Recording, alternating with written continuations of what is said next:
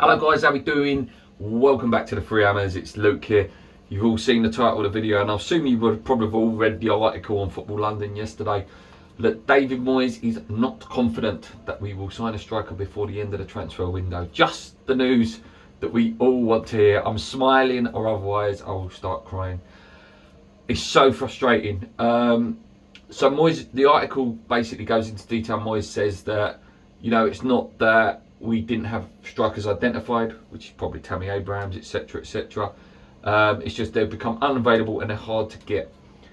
We've seen Aston Villa go in 30 million and get Danny Ings. Whether you liked him or not is a different story. It's just shown that it can happen if you want to go and get a player. It can happen.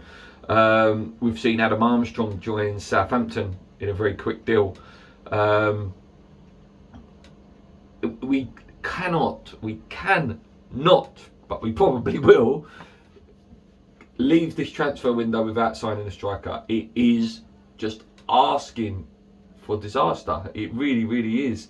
There are still some players out there you could probably go and get. And listen, some of them names I might not even be able to list off, because there's got to be other strikers even on the continent that could do a job. Surely there's, you look at that Simmer, you look at that Hoyzek and players like that. There are players there. You just got to put the money on the table and maybe take a bit of a gamble with one of these players, because Antonio is not going to last the whole season.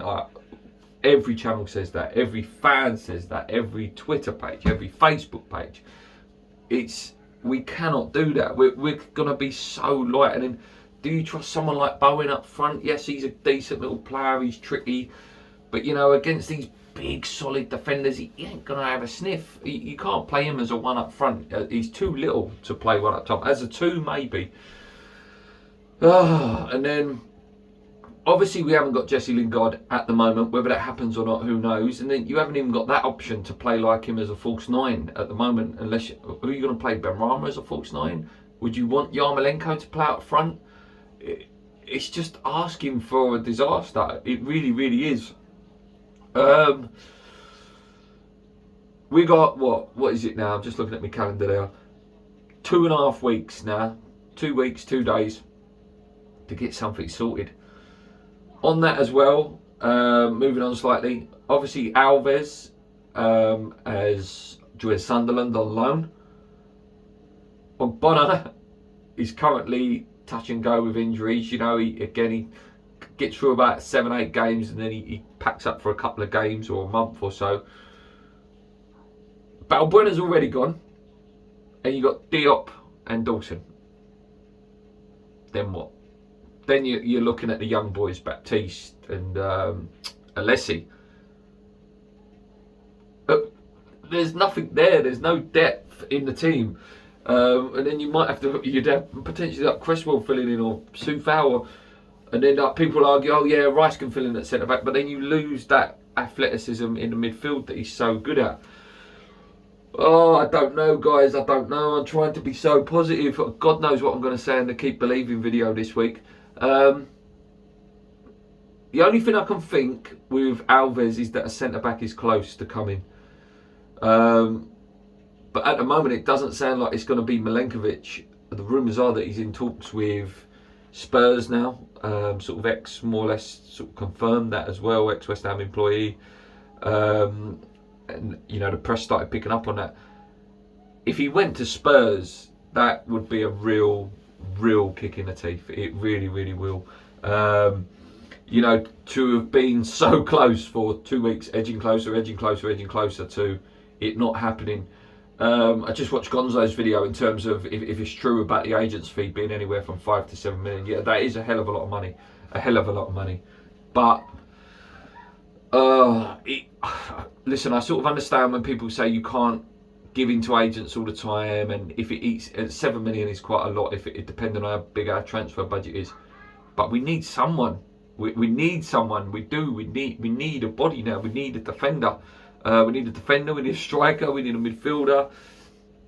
We're already weakened, we've lost Lingard, we've lost Balbuena. Balbuena wasn't playing much, but he was there as the cover centre back. Lingard was You know, one of the main attacking midfielders last year. I dread to think what happens if Antonio Ogbonna, Rice or Soucek get injured. How bare bones we are at the moment if we don't sign any players.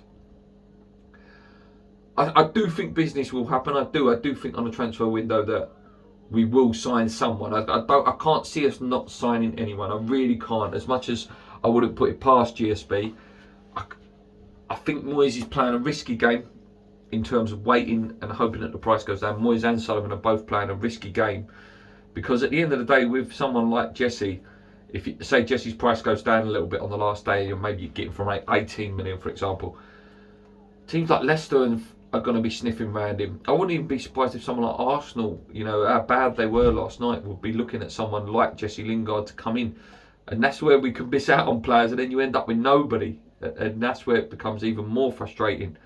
I don't know, guys. It's becoming very, very, very worrying. Very worrying. And with you know, Moyes openly saying about the striker that he doesn't think one's going to come. I don't know. My fear is as well, and I hope it doesn't happen. You know, say the Newcastle game, yeah, say that's a good game, whether that's a win or a draw, even a loss, it doesn't really matter. But that Leicester game, we go 1-0 down in that game. That game could be toxic, absolute toxic atmosphere in that club, especially if Milenkovic had signed for Spurs at some point next week before that game, and he hasn't signed for us, and we go 1-0 down.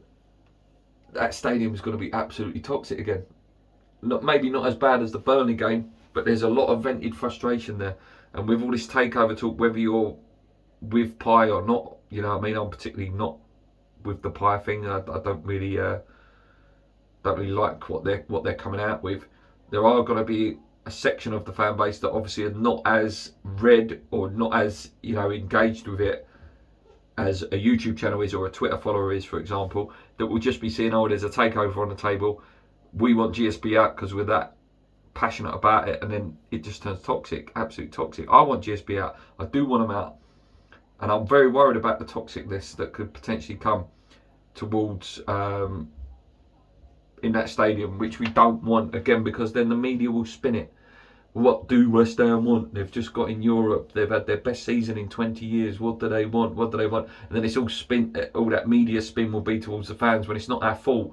We're just frustrated that we're not being able to compete and being able to stay competitive because these transfers are not getting done. I'm not saying about how much money we spend. I'm not saying about loans and things like that. But we need people in the team. We need bodies. We need bodies. We need players. Because that Europa League is going to absolutely kill us. Unless he's going to use it as a youth project, I don't know. But then what was the point of qualifying? What messages does that send out to Declan Rice? And even like a Soucek, you know, Soucek was, you know, teams like Liverpool and Bayern Munich are looking at him as well. I don't want to be all doom and gloom, guys, but I'm just sort of saying that this is the sort of thing that could happen. These are the things that could happen. It could all be different and we could have a magnificent season like last year. It was a bit doom and gloom last year, you know, none of us were looking forward too much towards last season, and look what happened. We had a fantastic season, and I know Moyes is good enough to get out of the players the best that he can because he's that sort of manager. You know, he can work on a shoestring budget, he can work with a thin squad, but not too thin. You know what I mean? We're getting down to, you're seeing the bones of West Ham United, this skeleton squad, where you're going to be bringing Randolph on up front. If it carries on the way it's going. Anyway, let's have some positive news to end the video. Arsenal lost, you know, and they've got some bloody hard games. They've got to play Chelsea next, and then I think they've got to play Man City. Their fixtures don't get any easier. And how bad did Ben White look last night? Wow. Really exposed already in terms of the physical and heading side of the game. But yeah, I do love laughing at Arsenal, so we can have a laugh at Arsenal at our expense. And they'll probably be laughing at us the weekend. Anyway, guys, obviously West Ham kick off tomorrow, 2 o'clock. Me and Paul might do a podcast today or tomorrow, I'm not sure. But yeah, any news that comes out, check us out, guys. Thanks a lot for Sam and James for starring in the last videos. Thanks a lot, guys, for everyone that comments. The comments are just brilliant. ends up getting like loads and loads of comments every video now because it sparks interest from you guys. Until next time, guys, hit that subscribe button. Very close to 3,500 now. The race to 4K is on, which would be a fantastic achievement for us. Until next time, guys, come in your minds, keep believing. Let's go.